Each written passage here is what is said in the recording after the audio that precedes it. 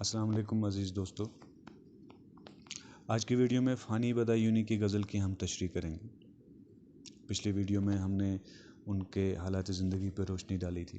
ان کے طرز کلام کے بارے میں تھوڑا بہت پڑھا تھا۔ ہم نے پچھلی ویڈیو میں یہ پڑھا تھا کہ وہ زندگی سے بہت بیزار تھے۔ ساتھ میں یہ بھی پڑھا تھا کہ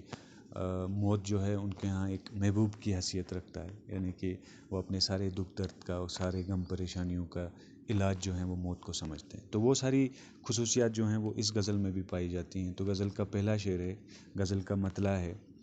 دنیا میری بلا جانے مہنگی ہے یا سستی ہے۔ تو غزل کے اس مطلع میں فانی جو ہے وہ دنیا سے ہی اپنی بیزاری کا ذکر کرتے ہوئے فرماتے ہیں کہ مجھے اس دنیا سے کوئی لینا دینا نہیں ہے، یہ جیسی بھی ہے مجھے اس سے کوئی مطلب نہیں ہے، یہ مہنگی ہے یا سستی ہے میری بلا سے۔ میری بلا سے یہ ایک محاورہ ہے، یعنی کہ جو اکثر طور پہ کسی چیز کے ساتھ بے پرواہی ظاہر کرنے کے لیے یہ محاورہ جو ہے استعمال کیا جاتا ہے، یعنی جیسی بھی ہے میری بلا سے، مجھے اس کی کوئی خبر نہیں، مجھے اس کے ساتھ کوئی لینا دینا نہیں ہے، مجھے اس دنیا کے ساتھ کوئی واسطہ نہیں ہے۔ موت ملے تو مفت نہ لوں، ہستی کی کیا ہستی ہے۔ ارے مجھے اگر موت بھی مفت میں دی جائے تو میں بھی وہ بھی لینے سے انکار کروں تو ہستی کی کیا ہستی، یعنی زندگی کی میرے پاس کیا اوقات ہے، یعنی زندگی کی اس کے پاس کوئی وقت نہیں ہے۔ وہ کہتا ہے کہ اگر مجھے موت بھی مفت میں دی جائے تو میری خوددار طبیعت کا یہ عالم ہے کہ میں اسے بھی مفت میں لینے سے انکار کر دوں۔ آبادی بھی دیکھی ہے، ویرانی بھی دیکھی ہے، جو اجڑے اور پھر نہ بسے دل وہ نرالی بستی ہے۔ شاعر کہتا ہے کہ میں نے ہر طرح کی بستیاں دیکھی، میں نے آبادی دیکھی ہے، میں نے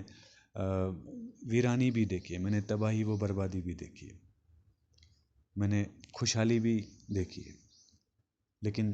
دل کی جیسی عجیب بستی، دل کی جیسی نرالی بستی، نرالی یعنی کہ عجیب بستی، انوکھی بستی میں نے نہیں دیکھی۔ دل کی جیسی عجیب اور نرالی بستی میں نے نہیں دیکھی، کیونکہ یہ اگر ایک بار اجڑ جائے، کیونکہ یہ اگر ایک بار تباہ ہو جائے تو دوبارہ اس کو بسانا ممکن نہیں۔ یعنی دل جو ہے بہت ہی نازک ہے، اگر یہ ایک بار ٹوٹ جائے تو اس کو دوبارہ جوڑا نہیں جا سکتا۔ غزل کا اگلا شعر ہے: جان شیشے بک جاتی ہے ایک نظر کے بدلے میں،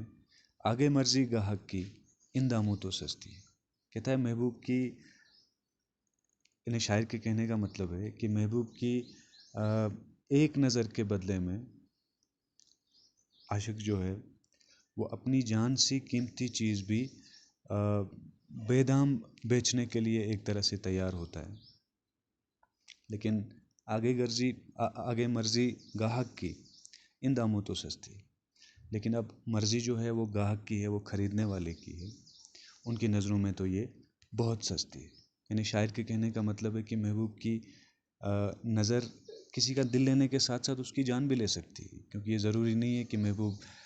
کسی کے دل اور جان کی جو ہے وہ کوئی قدر کرے، یہ تو اس کی مرضی ہے کہ وہ محبت کا جواب کس انداز میں دے۔ اسے تو عاشق کی جان ایک نظر کے بدلے میں سستی معلوم ہوتی ہے، تو عاشق جو ہے وہ ایک نظر کے لیے اپنے دل کے ساتھ ساتھ اپنی جان بھی محبوب پر قربان کرنے کے لیے تیار ہوتا ہے، لیکن محبوب نہ اس کے دل کی قدر کرتا ہے اور نہ اس کی جان کی کوئی پرواہ کرتا ہے۔ غزل کا اگلا شعر ہے: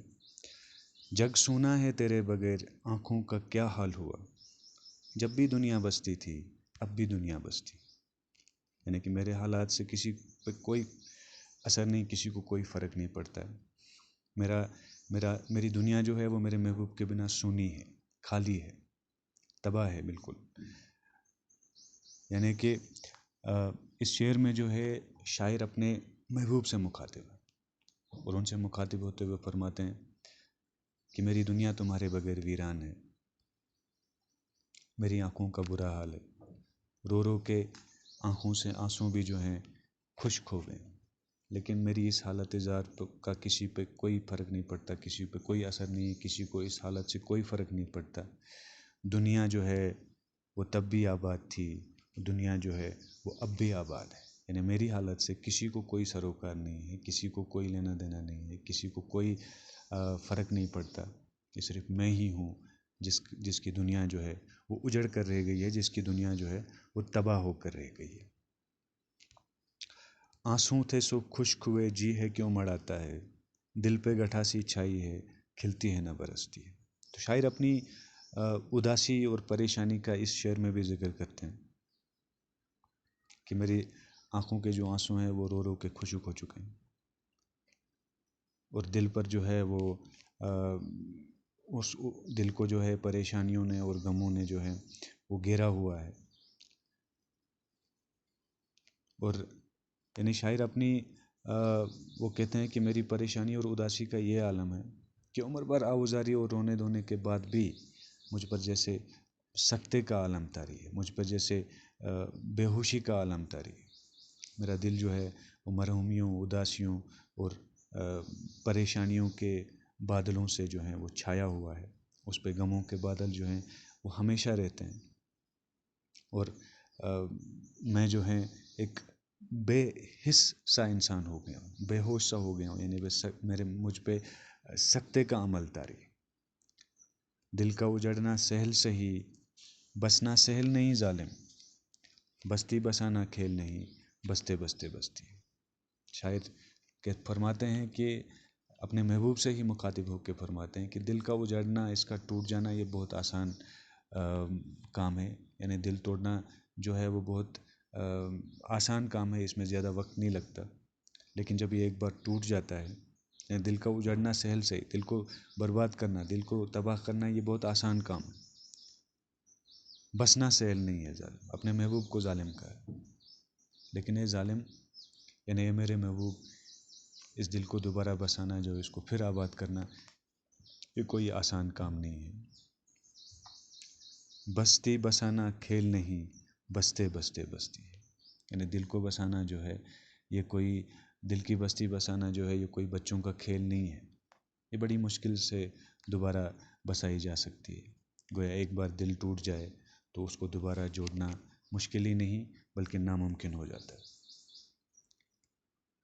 پھانی جس میں آنسوں کیا دل کے لہو کا کال نہ تھا، ہائے وہ آنکھ اب پانی کی دو بوندوں کو ترستی۔ پھانی جو ہیں غزل کے مطلب میں شاعر جو ہیں وہ اپنے آپ سے مخاطب ہیں، اور اپنے آپ سے مخاطب ہو کے اپنے تخلص کا استعمال کرتے ہوئے فرماتے ہیں کہ اے فانی، پہلے میں دل میں تھوڑا سا درد ہونے پر بھی وہ زاروں قطار روتا تھا، دل میں جو ہے یعنی آنسوں کی کوئی کمی نہیں تھی، آنسوں کیا، اس میں خون کا بھی کال نہیں تھا، لہو خون اور کال مینس قحط یعنی قلت، کمی، یعنی اس میں خون کی بھی کمی نہیں تھی، یعنی پہلے جب میرے ساتھ کچھ ہوتا تھا تو میں زاروں قطار روتا تھا، آنسو ہی نہیں بلکہ میری آنکھوں سے میرے دل کا خون بھی آنسو بن کے ٹپکتا تھا، یعنی میں بہت آہوزاری کرتا تھا، یعنی دل کہ خود کی خون کی قلت نہیں تھی، نہ خون کی قلت تھی نہ آنسوؤں کی قلت تھی، لیکن اب غموں سے حالت یہ ہے کیونکہ آنسو جو ہیں وہ رو رو کے خشک ہو چکے ہیں، اور آنکھیں جو ہیں وہ اب آنسو، دو بوند آنسوؤں تک کو ترستی، یعنی غم اور پریشانی کا وہ حال ہے کہ اب رو رو کے آنسو جو ہیں وہ آنکھوں سے خشک ہو چکے ہیں۔